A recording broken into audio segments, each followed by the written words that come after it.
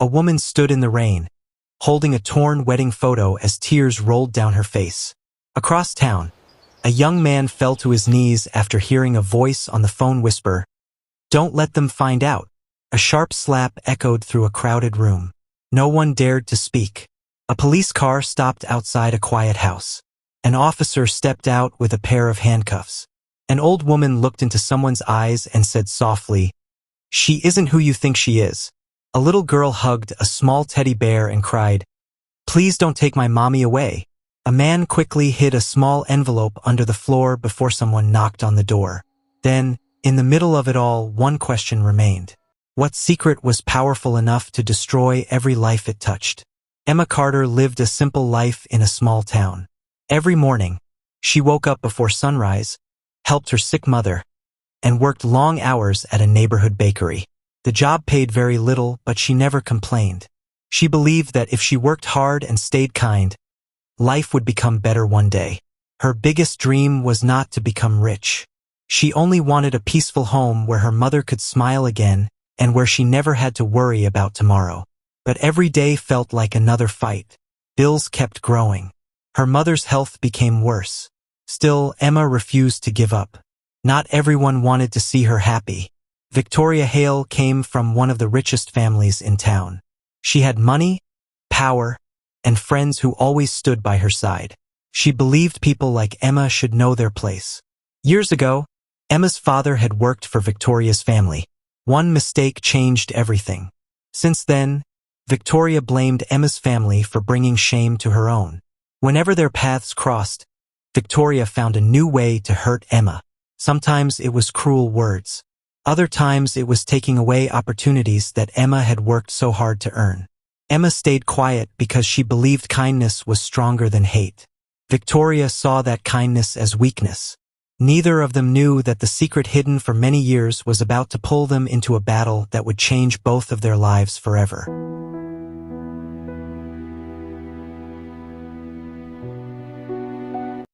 Emily Carter lived a simple life in a quiet town where everyone seemed to know each other.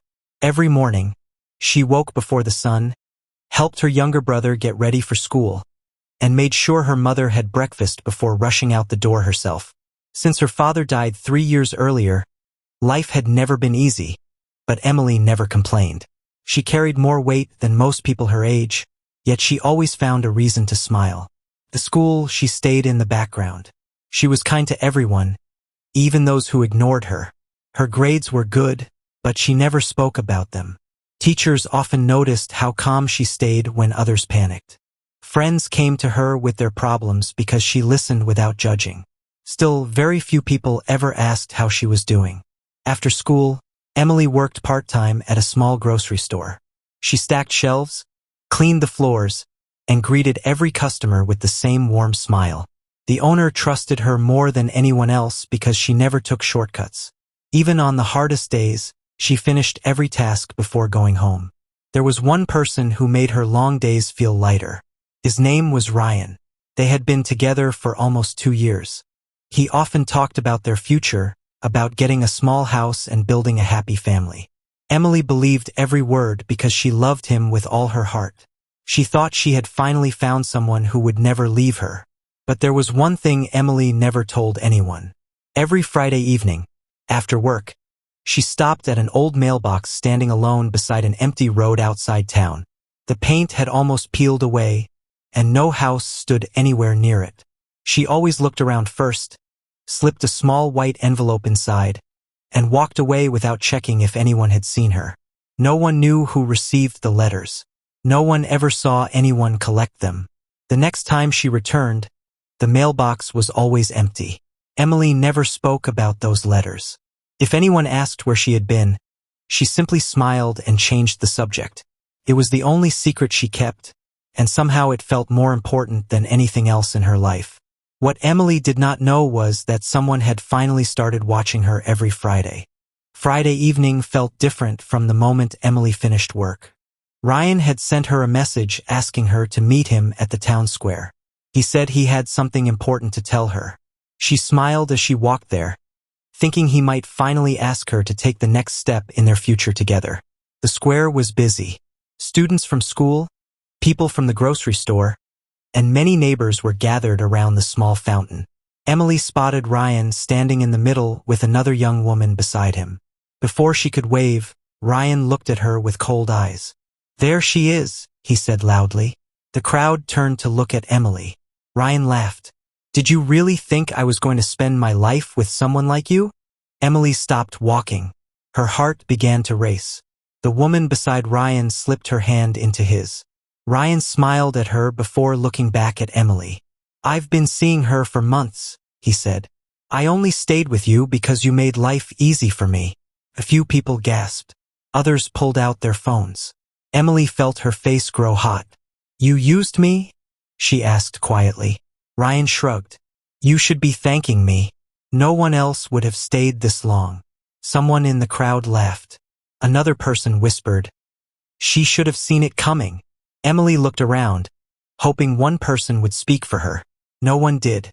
One girl from school shook her head. "Ryan deserves someone better." The words cut deeper than Emily expected. Ryan reached into his pocket and pulled out the small silver necklace Emily had given him on his birthday. "I don't need this anymore," he said. He dropped it onto the ground in front of everyone. The chain broke as it hit the stone. Emily stared at it, unable to move. People walked away smiling, talking as if they had just watched a show. Some even blamed Emily, saying she had been too quiet, too plain, or too trusting. Ryan never looked back. When the square became almost empty, Emily slowly bent down and picked up the broken necklace. She closed her hand around it so tightly that the sharp edge pressed into her skin. She did not cry. She simply turned and walked away alone. From across the street, hidden behind a parked car, someone watched everything that had happened. And for the first time, that stranger looked truly angry. Emily walked home with the broken necklace in her pocket. The cold evening air touched her face, but she barely noticed it. Ryan's words still echoed in her mind. Every step felt heavier than the last. When she reached home, she smiled at her mother as if nothing had happened. She helped make dinner, asked her brother about school, and even laughed at one of his jokes. No one guessed that her heart had been broken only an hour earlier. Later that night, after everyone had gone to bed, Emily quietly opened the old wooden box she kept under her bed. Inside were dozens of letters. Each one had the same careful handwriting. Each one had already been opened. She gently picked up the newest letter. It was not one she had written. It was one she had received. The paper was old, but the words were clear. "Keep doing the right thing. Your time is coming. Do not lose hope." There was no name at the bottom. No address. Only the same small mark that appeared on every letter she had ever received. Emily folded the letter and placed it back into the box. Then she reached for another item hidden beneath the stack. It was a small brass key. She held it tightly for a moment before putting it into her jacket pocket. The next morning, before anyone else was awake, Emily left the house. Instead of going to work, she walked to the edge of town, where an old stone building stood behind locked iron gates. It had been empty for years, or at least that was what everyone believed. Emily looked around to make sure she was alone. She slipped the brass key into the gate, turned without a sound. She stepped inside and closed the gate behind her. Less than 10 minutes later, she came back out with nothing in her hands, locked the gate again, and walked away. Across the road, the same stranger who had watched the scene in the town square stood behind a large tree. He had seen everything. He looked at the old building, then at the key still resting in Emily's pocket. "She's hiding something," he whispered. And for the first time, he realized Emily Carter was nothing like the person everyone thought they knew. For the first time in a long while, everything started to change. The people who had ignored her before now wanted to hear what she had to say. The same teachers who had looked past her work began praising her in front of the class. Even students who used to laugh at her quietly moved out of her way as she walked down the hallway. She did not smile to prove a point. She simply kept going. That made the change even stronger. The bully could feel it. Every cruel joke now fell flat. Every mean comment was met with silence instead of laughter. Friends who once stood beside the bully slowly drifted away, unwilling to be part of the growing shame.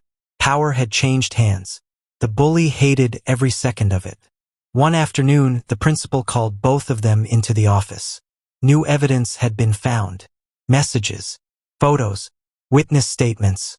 The truth was impossible to hide anymore. The bully was suspended while the school carried out a full investigation. As the news spread through the halls, many students realized they had judged the wrong person all along. Some apologized. Others could not even look her in the eyes. She accepted a few apologies but refused to pretend the pain had never happened. Respect had to be earned. That evening, she sat outside her home, watching the sun disappear behind the trees. For the first time in months, she felt like she could finally breathe. Her mother joined her with 2 cups of tea. "You never stopped believing in yourself," she said softly. She smiled. "I almost did. But you didn't." Those words stayed with her. She believed the worst was finally over. She was wrong. The next morning, a black car stopped across the street from her house. A man stepped out wearing a dark suit. He didn't knock. He simply slipped a sealed envelope into the mailbox and drove away. There was no return address. Only her name was written on the front. With shaking hands, she opened it. Inside was a single photograph. It showed a moment from years ago, a moment she had completely forgotten. On the back, someone had written just 6 chilling words. "Now the real game begins." And that is where our story ends for today.